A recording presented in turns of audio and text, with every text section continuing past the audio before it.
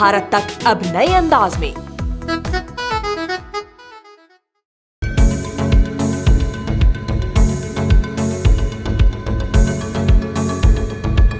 भारतीय सेना को स्वदेशी रूप से विकसित अगली पीढ़ी के युद्धक टैंक और दूसरे उपकरणों की पहली खेप मिल गई है।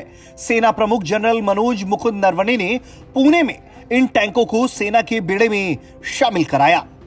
न्यू जनरेशन ये आर्मर्ड इंजीनियर रिकॉनेसेंस व्हीकल भारतीय सेना में औपचारिक रूप से शामिल करते हुए मुझे आज बहुत प्रसन्नता होती है।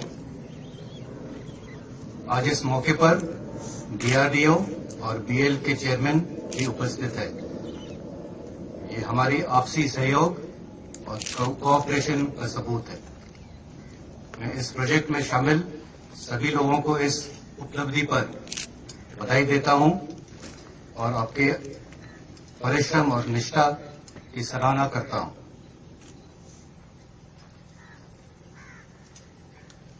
जो पुरानी ERV रिकॉनेसेंस व्हीकल हमारे पास थी, उसका ऑपरेशंस में काफी इस्तेमाल किया जा चुका है। बदलते युद्ध क्षेत्र में नई क्षमताओं और नए उपकरणों के सहित सेना की ताकत बढ़ी है और सैनिकों का मनोबल भी ऊंचा होता है।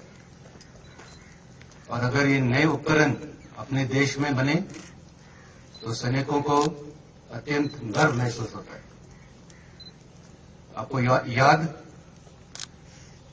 होगा कि कुछ महीनों पहले हमने डीआरडीओ द्वारा विकसित शॉर्ट स्पैन ब्रिजिंग सिस्टम को सेना में शामिल किया था। इन सफल प्रयासों से सेना की क्षमता में खास तौर पर जो वेस्टर्न फ्रंट है उस पर काफी इजाफा होगा। रक्षा उपकरणों के उत्पादन में आत्मनिर्भरता की दिशा में यह महत्वपूर्ण कदम है। किसी भी हथियार उपकरण को ऊंचा दर्जे का तभी माना जाता है जब उसके सारे पार्ट्स ठीक तरह से अपना काम करें। एक भी हिस्से पुर्जे के खराब होने या कमजोर होने से हथियार ठीक काम नहीं करता। इस तरह देश की युद्ध क्षमता है, इसमें भी सब लोगों को और सभी ऑर्गेनाइजेशंस का सहयोग और ऊंचे दर्जे की परफॉर्मेंस चाहिए।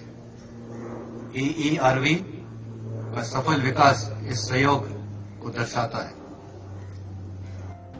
इस बीच सेना के अधिकारियों का कहना है कि ये सिस्टम भारतीय सेना की मौजूदा इंजीनियर टोही क्षमताओं को बढ़ाएगा और भविष्य में संघर्षों में मैकेनाइज्ड ऑपरेशन को सपोर्ट करने में एक प्रमुख गेम चेंजर साबित होगा।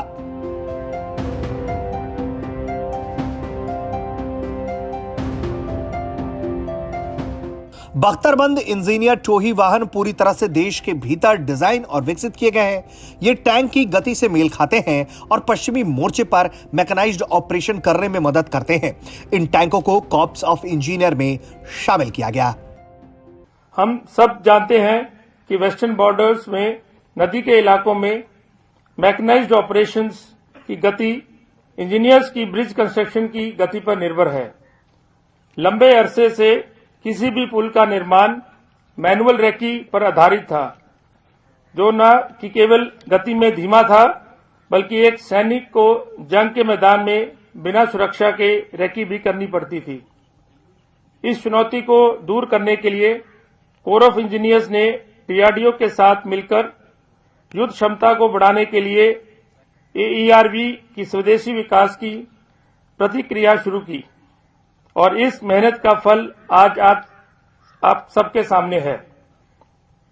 आज हमारे पास स्वदेशी रूप से डिजाइन और विकसित इक्विपमेंट है जो टैंक की गति से मेल खाएगा, जल्द से जल्द रेकी करेगा, पुल के निर्माण के समय को कम करेगा, जिससे हमारे वेस्टर्न बॉर्डर्स में मैकेनाइज्ड ऑपरेशन की क्षमता बढ़ेगी।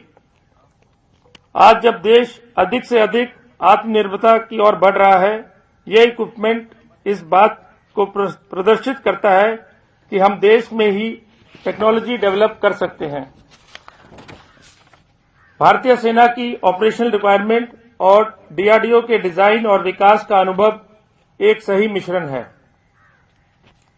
इसके साथ साथ आर्मी इंजीनियर्स ने इन हाउस विकास पर भी ध्यान केंद्रित कर रखा है। कॉर्प्स ऑफ इंजीनियर का काम युद्ध के दौरान कॉम्बैट इंजीनियर पुल, ट्रैक और हेलीपैड बनाकर अपनी सेवाओं को गतिशीलता प्रदान करना है। इसके अलावा ये बारूदी सुरंग बिछाकर और पुलों को ध्वस्त कर दुश्मनों के मंसूबे पर पानी फेरता है। कॉर्प्स ऑफ इंजीनियर के 4 प्रमुख अंग हैं, जिसमें combat engineers, MIS, border roads और सैन्य सर्वेक्षण शामिल हैं।